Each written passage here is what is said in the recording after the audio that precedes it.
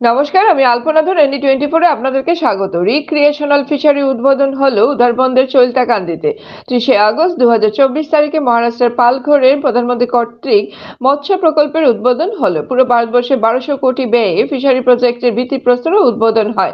ভারতের বিভিন্ন রাজ্যে যেমন অন্ধ্রপ্রদেশ, কেরালা, মহারাষ্ট্র, ঝাড়খণ্ড, ছত্তিশগড়, মণিপুর, হিমাচল প্রদেশ, আসাম, জম্মু ও কাশ্মীর, উত্তরপ্রদেশ, অরুণাচল প্রদেশ, মেঘালয়, ত্রিপুরা, উত্তরাখণ্ড, মধ্যপ্রদেশ, দমন ও দিউতে উদ্বোধন ও ভিত্তি প্রস্তর হয়। উধারবন্দের দুর্গানগর দ্বিতীয় খণ্ডের চৈলতাকান্দিতে দ্য লেক ফ্রন্ট নামে একটি রিক্রিয়েশনাল ফিশারি উদ্বোধন হয়। উপস্থিত ছিলেন কাছাড় জেলার মৎস্য বিভাগের কর্মকর্তারা।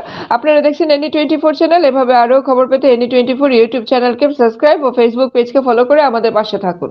চৈলতাকান্দিতে এটা রিক্রিয়েশনাল ফিশারিজ একটা প্রজেক্ট। এটা প্রধানমন্ত্রী মৎস্য সম্পদা যোজনার অধীনে বানানো হয়েছিল 2021 সালে। তো এটা আজকে এটা তো কমপ্লিট হয়ে গিয়েছে। কমপ্লিট হওয়ার পরে আজকে এটা ইনগুরেশন হওয়ার কথা ছিল। আর সেই জন্য NFDB, যেটা national fishery development board Hyderabad, ওনারা এই প্রজেক্টগুলো দেখাশোনা করে। ওনারা বলেছিলেন আজকে ভারতবর্ষের মাননীয় প্রধানমন্ত্রী মহাশয় এটা ইনগুরেশন করা হবে। আর সেই জন্য আমরা সব ডিপার্টমেন্টের অফিসার সহ অন্যান্য কর্মচারীরা আশপাশে যেগুলো কৃষক, মেন কৃষক যেগুলো ভাই বোন যারা আছে তারা, ওনাদেরকেও আমরা আহ্বান জানিয়েছিলাম। ওনারা সবাই আছে। আর আজকে প্রধানমন্ত্রী মহাশয় এটা